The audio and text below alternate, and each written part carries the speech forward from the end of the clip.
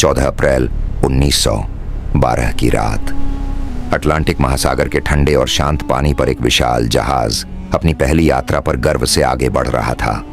लोग इसे अडूबने वाला जहाज कह रहे थे। इसे कोई भी ताकत डुबा नहीं सकती। उस समय की सबसे आधुनिक तकनीक, सबसे मजबूत इंजीनियरिंग और दुनिया की सबसे शानदार सुविधाएं, सब कुछ इस जहाज में मौजूद था। किसी ने सोचा भी नहीं था कि कुछ ही घंटों बाद यही जहाज इतिहास की सबसे बड़ी समुद्री त्रासदियों में से एक बन जाएगा। यह कहानी है RMS टाइटैनिक की। 10 अप्रैल 1912 को टाइटैनिक इंग्लैंड के साउथहैम्पटन बंदरगाह से अपनी पहली यात्रा पर रवाना हुआ। इसका गंतव्य था न्यूयॉर्क। यह जहाज उस समय की इंजीनियरिंग का चमत्कार माना जाता था। लगभग 269 मीटर लंबा यह जहाज दुनिया का सबसे बड़ा यात्री जहाज था।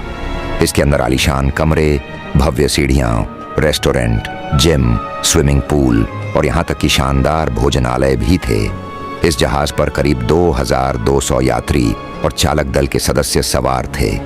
इनमें अमीर उद्योगपति, व्यापारी, प्रवासी परिवार और सामान्य यात्री शामिल थे, जो अमेरिका में एक नए जीवन की उम्मीद लेकर यात्रा कर रहे थे। टाइटैनिक को इतना सुरक्षित माना जाता था कि कई लोगों को विश्वास था कि यह जहाज कभी डूब ही नहीं सकता। इसके अंदर कई जलरोधक खंड बनाए गए थे ताकि किसी दुर्घटना की स्थिति में भी जहाज पानी में तैरता रह सके। लेकिन इतिहास ने कई बार साबित किया है कि तकनीक कितनी भी उन्नत क्यों न हो, प्रकृति के सामने उसकी सीमाएं होती हैं। 14 अप्रैल 1912 की रात लगभग 11:40 पर टाइटैनिक उत्तरी अटलांटिक के बर्फीले इलाके से गुजर रहा था। उस क्षेत्र में कई हिमखंडों की चेतावनी पहले ही जहाज को मिल चुकी थी, लेकिन जहाज अपनी तेज गति से आगे बढ़ता रहा। अचानक जहाज के सामने एक विशाल हिमखंड दिखाई दिया। चालक दल ने जहाज को मोड़ने और टक्कर से बचाने की कोशिश की, लेकिन तब तक बहुत देर हो चुकी थी। टाइटैनिक उस बर्फीले पहाड़ से टकरा चुका था। टक्कर बहुत तेज नहीं लगी, इसलिए शुरुआत में कई यात्रियों को लगा कि यह कोई गंभीर घटना नहीं है। लेकिन जहाज के नीचे के हिस्से में कई जगह दरारें पड़ चुकी थीं और बर्फ के टुकड़ों ने उसके स्टील के ढांचे को फाड़ दिया था। धीरे धीरे समुद्र का ठंडा पानी जहाज के अंदर भरने लगा। टाइटैनिक को इस तरह डिजाइन किया गया था कि अगर 4 जलरोधक हिस्सों में पानी भर भी जाए तो जहाज तैर सकता था, लेकिन इस दुर्घटना में 5 से अधिक हिस्सों में पानी भर गया था। और यही वह क्षण था जब इंजीनियरों को समझ आ गया कि जहाज को बचाना संभव नहीं है। जैसे जैसे यह खबर फैली कि जहाज डूब सकता है, यात्रियों के बीच घबराहट फैलने लगी। लाइफ बोट्स तैयार की गईं, लेकिन एक और बड़ी समस्या सामने आई।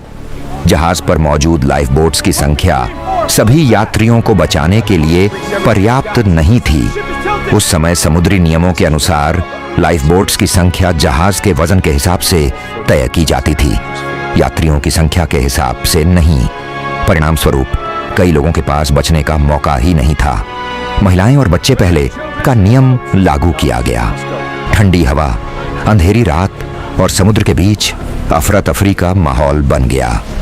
कई लाइफ बोट्स जल्दबाजी में आधी खाली ही समुद्र में उतार दी गईं, क्योंकि लोगों को स्थिति की गंभीरता का अंदाजा देर से हुआ। इस बीच जहाज का अगला हिस्सा धीरे धीरे पानी में डूबने लगा। करीब 2.5 घंटे तक संघर्ष करने के बाद 15 अप्रैल 1912 की सुबह लगभग 2:20 पर टाइटैनिक 2 हिस्सों में टूटकर अटलांटिक महासागर की गहराई में समा गया। लगभग 1500 से अधिक लोगों की जान चली गई, जबकि करीब 700 लोग ही लाइफ बोट्स के माध्यम से बच पाए। बर्फ जैसे ठंडे पानी में गिरने के बाद कई लोग कुछ ही मिनटों में ठंड के कारण अपनी जान गंवा बैठे। इस दुर्घटना ने पूरी दुनिया को हिला दिया। बाद में हुई जांच में कई गंभीर गलतियां सामने आईं।